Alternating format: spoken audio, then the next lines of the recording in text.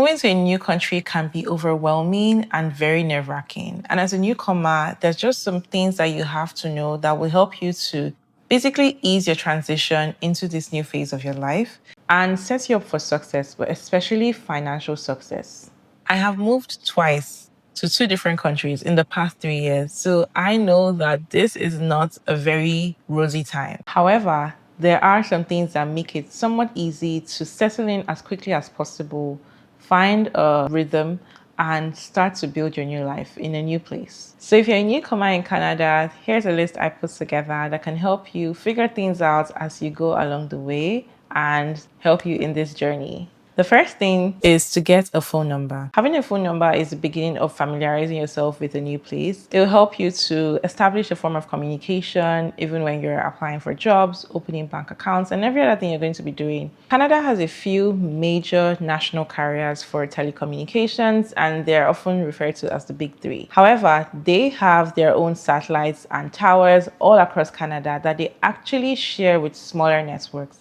So if you do some of your research, you will realize that aside from the big three names, there are a couple smaller networks that you can connect to, especially if you do not want to go into a store or get an actual physical SIM. The big three are Bell, Rogers, and TELUS, and you can literally walk into any of their stores and get yourself a physical SIM or an eSIM. However, you can also go with any of the smaller networks that share the towers from these other three companies, and you can download their apps and set up your phone numbers and your eSIMs. Ensure that you do your research and make sure that you are downloading the correct apps for those companies. I personally went with Public Mobile because I do like the feel of the application. I like that I was able to choose a prepaid SIM. I didn't have to go into a physical store, and I could just set up an eSIM on my phone, get a phone number, and I was ready to go. Having a prepaid network also ensured that I kept my costs really low and I didn't have to commit to a plan or a contract with a new mobile phone. After getting your Canadian phone number, the next thing you should do is to get your social insurance number. A social insurance number is very similar to the social security number for my people in the US and the NIN for Nigerians. Having a social insurance number helps you to work legally, get paid by an employer, and also open up any investment account. You can actually get your social insurance number by going to a Service Canada and giving them your passport and your immigration papers, and you will be able to get one. And this is not just for permanent residents, it's also for temporary residents or international students. The next thing you could do is to get a provincial health ID or a health card. Depending on the province you are going to, this could look a little different, but a health card is basically going to give you access to healthcare. There are so many local registries that allow you to apply for a health card and will mail it to you, or you could come back and get it in a couple weeks. Healthcare in Canada is mostly free. However, you do need a health card to ensure that you're not struck with any medical bills. So it is something you should definitely do in the first few weeks of coming to Canada. The next thing will be to get a bank account. Now, having a bank account is very important if you want to store your money or get paid. However, there are nuances to having a bank account because there are actually different kinds of accounts. The most popular one is a checking account. And a checking account is basically where you would deposit your money and use it for expenses. You'll probably get a debit card when you open up a checking account. Canada also has their more popular banks, which are the traditional physical banks that are referred to as the Big Five, or I think the Big Six. So there's those 5 or 6 really popular common banks that you can open your checking accounts with. You can walk into the banks and get physical support, get a card, and get ATMs. However, I just want you to know that that's not your entire limit. You can also open bank accounts with any of the small neobanks. Just ensure that they are registered with Canada's government's regulation agency, CIDC. If a bank is registered with CIDC, it just means that your money up until a certain amount is covered, even if anything happens to that bank. I personally prefer neobanks because they give you the benefits of banking without the hassles or maintenance fees that come with traditional banks. A traditional bank would usually charge you anywhere from $15 to $25 a month for maintenance fees. However, some neobanks won't charge you any monthly maintenance fees. Some traditional banks also offer newcomer packages where they actually don't charge you any fees for the first 12 months. However, at the end of those 12 months, you have to review your contract or your packages with them to ensure that you're not losing money unnecessarily. You do have to know that any checking account whatsoever is not a savings account. So it's best to also open up a high interest savings account, which is the preferable type of savings account, will give you anywhere from 3% to 5% interest on your money. So if you have any money that you're not using in the short term for regular groceries or bills, it'll be best to put that money in a high interest savings account. Now, many banks offer high interest savings accounts with promotional rates, meaning that they would give you a higher rate of up to 5% for like the first 3 to 6 months, and then those rates will drop all the way down. So do your research and find a Canadian high interest savings account that you can actually keep your emergency fund for a long time with a standard rate. Now, a high interest savings account, like I said, is really good for money that you're not using in the short term. Building up an emergency fund is a really good way to set up your finances to work for you.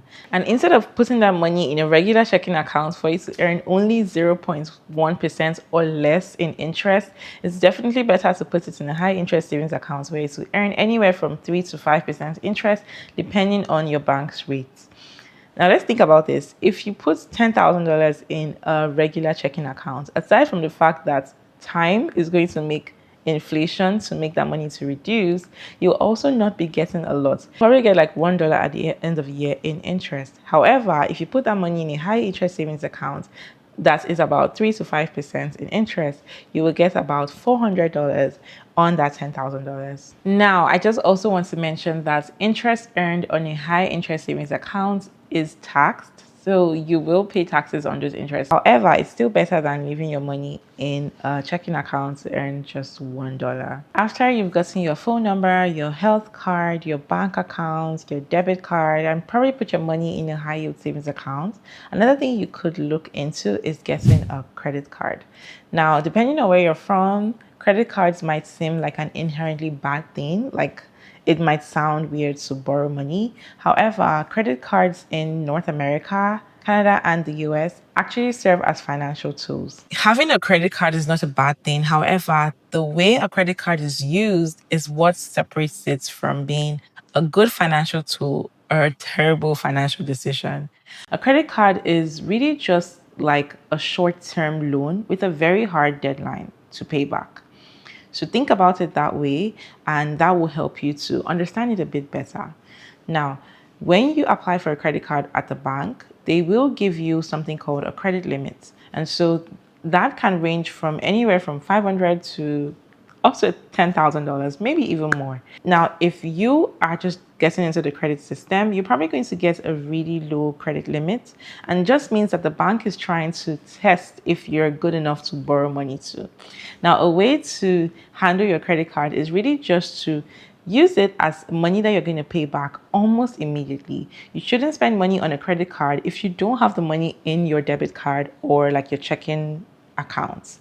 So if you budget or track your expenses and you're spending money with a credit card on categories that you would usually spend on, for example, groceries, transportation, you could then pay that money back with your debit card on autopay. Now, if you don't pay that money back, you will be charged interest, and credit card interest is notoriously high and difficult to get out of. I'll give you a scenario. Say you use your credit card between July 1st to July 31st and you spend $1,000 on that credit card.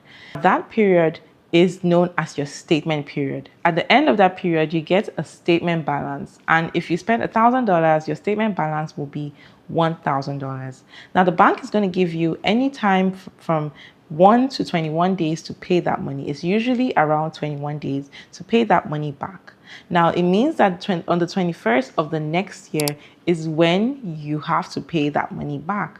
Now, if you don't pay that money back, you will be charged interest not just on that $1,000 that you spent between July 1st and July 31st, but also on any money that you have spent between August 1st and that date, August 21st, when you are supposed to pay that money back. There is a minimum balance that you can pay on your credit card. However, you should not look at that minimum balance as your only payment, because if you pay the minimum balance, which is usually around $25 to $50 on $1,000 charge, then you probably will never be able to pay off that credit card. It could take you up to 4 years, and you may have to pay up to $600 in interest only on that $1,000. And that is how people end up in credit card debts. If you're coming in on a clean slate, it's best to avoid credit card debt by tracking your expenses and keeping your credit card on auto pay so that it pays directly from your debit card every single time it is due. Just select your statement balance and pay it off in full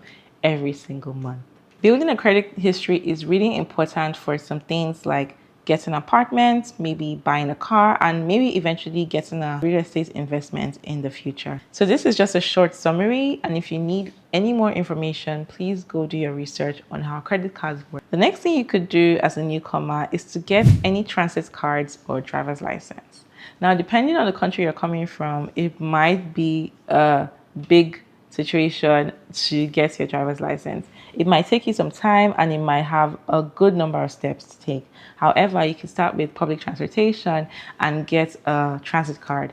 Also, depending on the province, you could have trains or bus cards. Just look into and do your research and find what works best for you. If you're coming from the US, like I did, it's really easy to just get your US driver's license, take it to any registry, and they will transfer it to a Canadian driver's license for you. Your US license, however, has to be valid and unexpired for that to work. Next is to consider investments. Canada has a good number of investment vehicles that you can use to charge your investments for your future. Examples of them are the TFSA, the RRSP, the FHSA, and just so many others that I'm not mentioning in this video.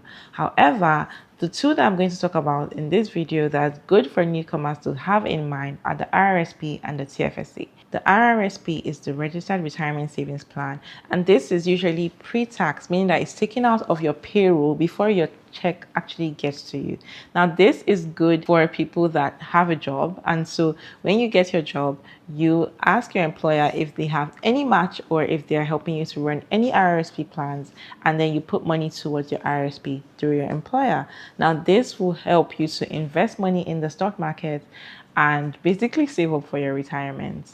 Now, if you're not yet employed, but you still want to invest, the TFSA is a good investment vehicle to look at. The TFSA is a tax-free savings account, but it's not actually a savings account. It is also an investment vehicle where you can buy low-cost index funds in there. You don't need an employer for the TFSA. You could literally open it up in any brokerage account. Some of those include Wealthsimple and Questrade, and those can help you to buy investments and basically just grow your wealth. A TFSA is also a tax advantage account, meaning that you don't pay taxes on any future earnings. Once again, this is not a dedicated video to investment vehicles in Canada, and there's so many videos and so many resources out there where you can learn about how to save and invest in the stock market as a Canadian resident. As a newcomer, there's just so much that you're navigating. However, knowing all of these initial things will help you to set yourself up for financial success and just give yourself a solid foundation in Canada. My name is Ella, and I share everything I learn about personal finance, organization, and productivity. If you want to see more videos, do subscribe, and I will see you in the next one. Bye.